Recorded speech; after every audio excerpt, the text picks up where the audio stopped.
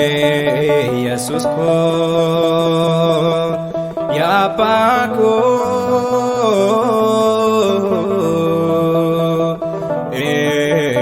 Yesus ko ya Bako ni fudhate kuno du'a ko ni fudhate kuno du'a ko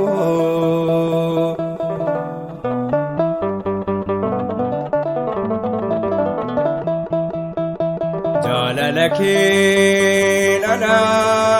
umteetta bakka gaarii sanaaf laatteetta naatoo didee keessaati ba'ee jaalala koof dhiigni kee lola'ee naatoo didee keessaati ba'ee jaalala koof dhiigni kee lola'ee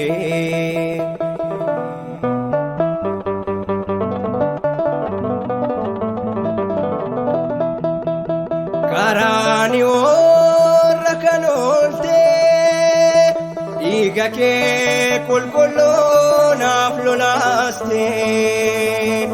olaa garraamii morma saalaatu sin arge Yesuus si haa galatu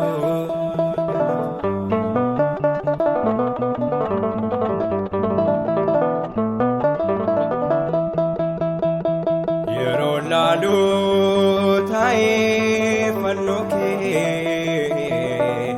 na dhiphisaa waa'een du'uu kee kan hin beekne fannoo kee jibbaa osoo batee maaltu isa dhibaa kan hin beekne fannoo kee jibbaa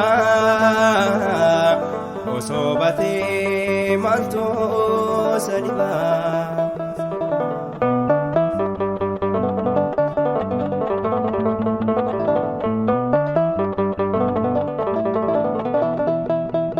karaani warra kan ooltee dhiiga kee qulqulluu naaf lolaastee olaa garraamii morma saalaatu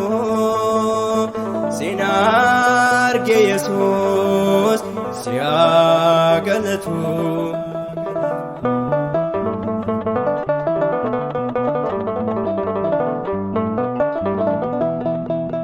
dhiphachuun kee guyyaa jimaataa yaa uumaa koo garaa na nyaataa osoon boo'ees narraa hin galu sin faarfadhaa diinaa ilaalu osoon boo'ees irraa hin galu sin faarfadhaa diinaa ilaalu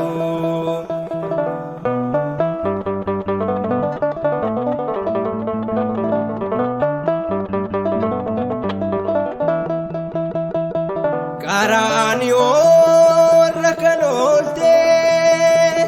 dhiiga kee qulqulluu naaf lolaastee olaa garraamii morma saalaatu sin arge Yesuus si haa galatu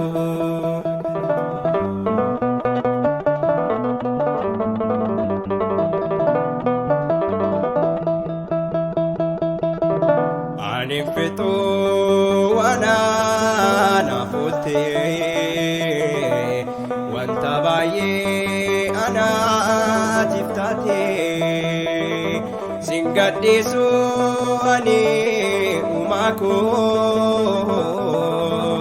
yaa gooftaa koo abdii jireenya koo sin gadhiisu ani uumaa koo yaa gooftaa koo abdii jireenya koo.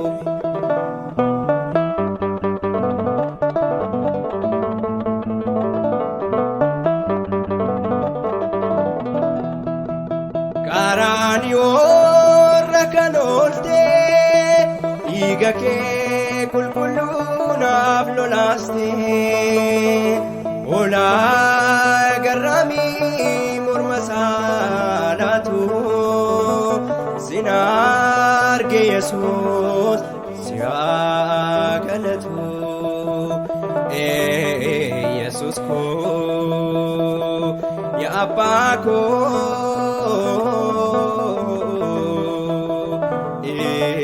Yesus ko ya abbaa koo ni fudhattee kunoo du'a koo ni fudhattee kunoo